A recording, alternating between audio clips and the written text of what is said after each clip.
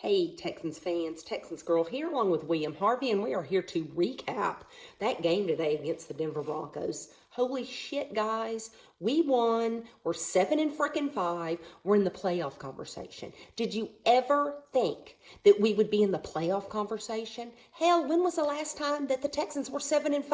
I can't even remember. Wow. Oh my Lord, that was one hell of a football game. I had multiple heart attacks during that game, especially at the end. Came down to the end. What a game. Our defense struggled last week, but they brought it this week. I mean, Will Anderson, two sacks, Stingley, 2 interceptions. That second interception by Sting, that was a thing of beauty. I mean, that looked like a reception to Cortland Sutton. Here comes Stingley. Wow, that was gorgeous. That was freaking gorgeous. We are 7-5. We are in the playoff conversation. Never thought. I told myself at the first of the season I'd be happy with 6 wins. 6 wins. That's double what we did last year. And we're already 7-5. I'm thrilled. I'm thrilled with our performance. CJ had another great performance. I think the disappointment was in the run game.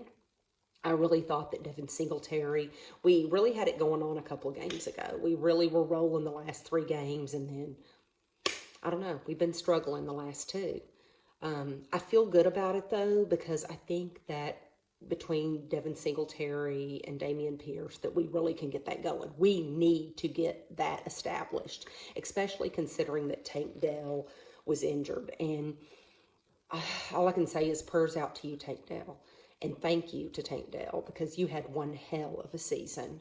It really sucks that you left with a fractured tibia and he's out for the season. And I really hate that. It really stinks because wow, I mean, the thing that bothered me is I'm watching that play that Tank got hurt, and he's like in the middle of all these huge freaking dudes. He weighs 160 something. My son's football team, these are 11 and 12-year-olds. They have boys that are bigger than Tank Dell. Why was Tank Dell in the middle of all that mess during that Damian Pierce touchdown? I don't know. Anyway, water under the bridge. But he's hurt and he's out for the season. And prayers for you. And thank you, Tank Dell. You had one hell of a season. You will be back next year. You will be back better than ever, kicking some ass. That's all I can say about that. But next man up. It was all about Nico Collins today. He took the majority, if not everything, of all of the receptions. Mechie, that one at the very end of the second quarter, going into halftime, Mechie was wide open. If CJ would have thrown that right to him, that would have been a touchdown. CJ overthrew him. He knew it. So that was on CJ. But that was obviously a touchdown right there. But, I mean, we had a lot of mistakes and a lot of failed things that happened. Instead of touchdowns, we ended up with field goals, which, thank God, we at least made the field goal. But that's not going to win in this league, and you guys know it. But just all I can say is we're 7-5. We are 7-5. I'm sorry, I just can't get over that. I can't get over the fact that we are 7-5. But like I said, we got to clean up our mistakes. We got to fix the run game. And without Tank, Nico is obviously our main guy. We got to get Mechie involved. We have to get Noah Brown involved. We have to get Robert Woods involved. All those guys involved. And I know Dalton Schultz was out with an injury. Jordan came in, had a really good game as a tight end. And between him and Dalton Schultz, I think they'll be good targets for CJ. But I think if we clean up the mistakes, I think we control our own destiny. We have the Jets next week. We play the Titans twice, and we play the Browns. We can win. We can beat these fools.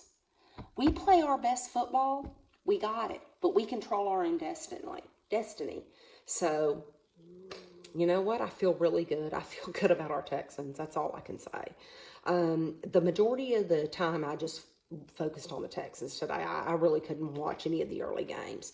I heard about the Steelers-Arizona game. What a joke the Steelers are, scoring 10 points. I know there was bad weather and whatnot, but that's pathetic. And I know that the Steelers are 7-5, but they're in the playoffs still. So they're whole part of the playoff picture. Another game that we watched, good Lord, Tennessee. Could you not freaking finish the fucking Colts off? Come on, dudes. Could not win. The Colts ended up prevailing. Hey, hats off to the Colts. They found a way to win, and they did. And they are in the playoffs right now, and we are not. We have one game with them. We need to beat them. Like I said, we control our own destiny. Watching the late games, we watched, obviously, the game of the week, the 49ers and the Eagles. That really wasn't a game. The 49ers kicked the Eagles' ass pretty handily, which not necessarily surprises me because the best teams in the NFC are the Eagles and the 49ers. Hold on, Cowboys fans, because I know you guys are going to the freaking Super Bowl, so we got to remember all those dumbasses out there that are for the Dallas Cowboys that believe they're going to the Super Bowl, but you're not, because you're going to fail in the playoffs like the Cowboys do.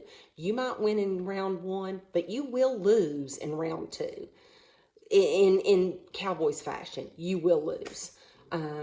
Looking at the top teams, AFC, we still have the Ravens. We still have the Chiefs. I know the Chiefs lost tonight, which was surprising to me. There were some really questionable calls tonight.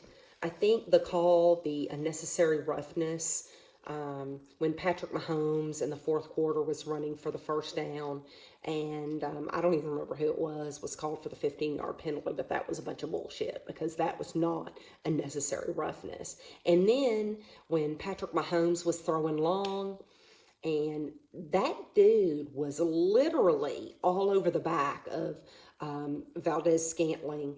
I mean, that was clearly defensive pass interference. Wasn't called. Anyway,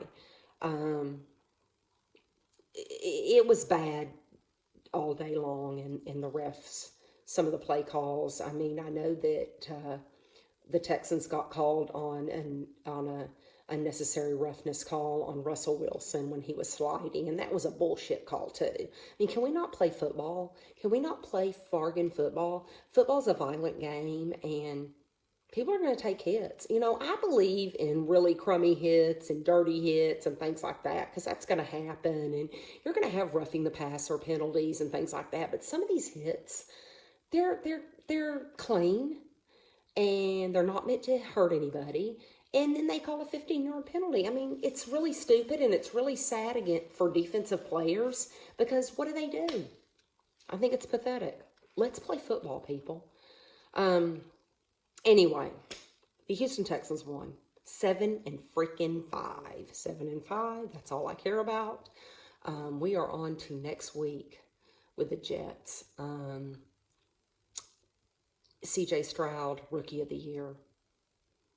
He's got my vote, obviously. When you're taking a look at Coach of the Year, D'Amico Ryans, that dude inherited a fargan dumpster fire. Look what he's done, man. Look what he's done. The Houston Texans are in the playoff conversation. Never thought I'd hear it. In 1 year, look at what he's done for our team.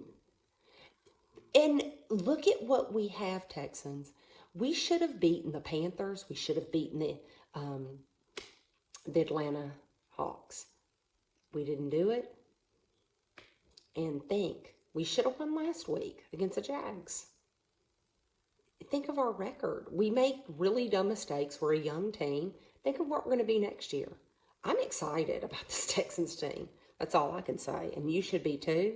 Texans fans, we have nothing but things to look up for. And like I said, we control our own destiny. We got the Jets next week. We will see you next week. I hope everybody had a really good Thanksgiving, really good last week. Peace out.